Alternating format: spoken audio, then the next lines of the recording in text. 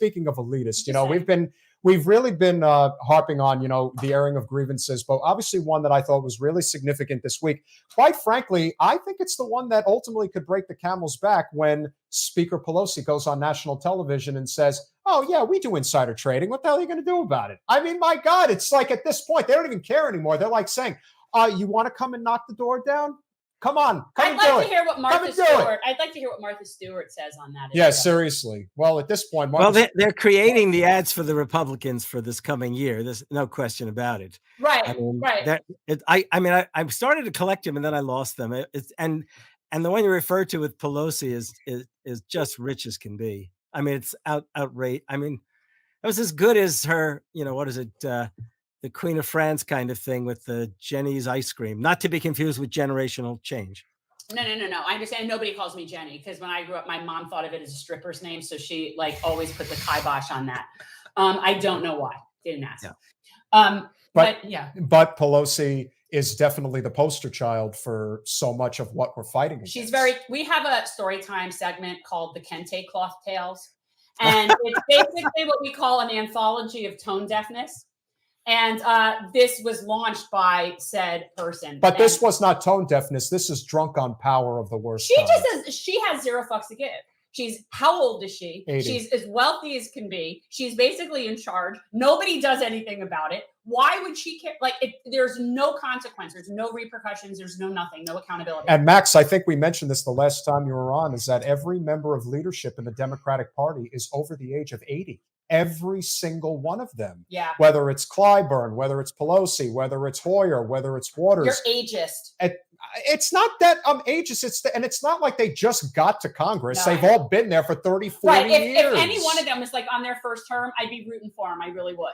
It isn't an age thing. It's a how long they've been sitting there thing, which is just, you can tell from how old they are. That's really what it is. Yeah. I mean, it's very, not even baffling, but I guess just sort of jaw dropping, right? How brazen they are being, because so many of us are kind of in shock because we can see where this is all going. We're like, are you guys trying to get creamed in 2022, 2024? Yes. Oh, yeah.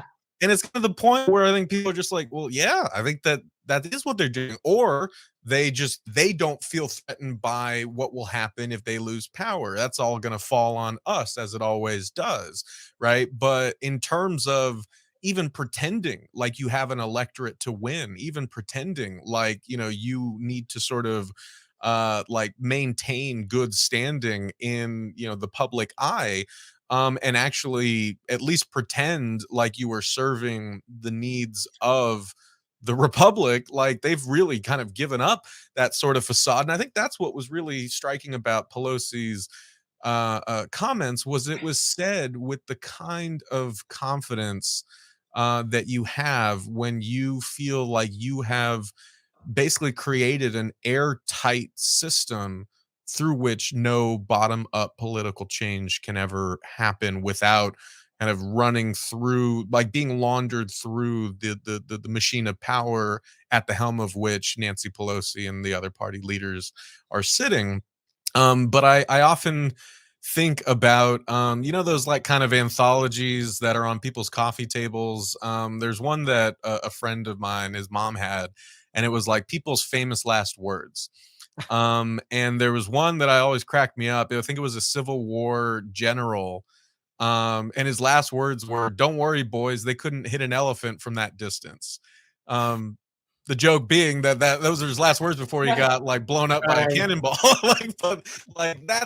That's kind of how I am interpreting a lot of these proclamations that we're getting from DC, is just you see the levels of inequality, you see the levels of political dissatisfaction, you see, how ready people are to, exact some sort of revenge on a system that keeps screwing over. Trump was really just a preview to that.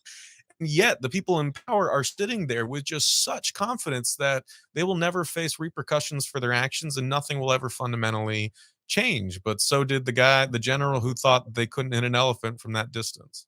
Well, here's what I think. I think for especially some of the people we're talking about at the age that they are, there are no repercussions. They'll be gone before there is any significant change that would in any way threat. Even if I was the most optimistic person possible and really saw the big change coming, they're not going to be here for it anyway.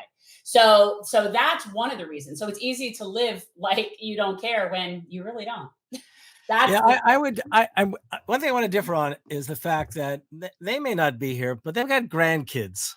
these are sociopaths, Harvey. They don't. That's No, no. not. What I'm getting at is I think it also goes back to the fact that they're just rich East and West Coast folks, and they just don't. I'm not even sure they get it No. as to what. I don't think they even get it. But in that sense, I do have one grievance. I actually thought about this today in a serious way, and I hate to get serious, but I'm really pissed off with the fact that Obama was portrayed when he was running as if he was going to be the resurrection of FDR. Biden, no one even thought about it until he himself started dropping lines like, "We're going to give you an FDR style presidency." And my biggest concern is that if people actually think that this is what an FDR style presidency is, then we have literally shat upon FDR. Okay. Yeah.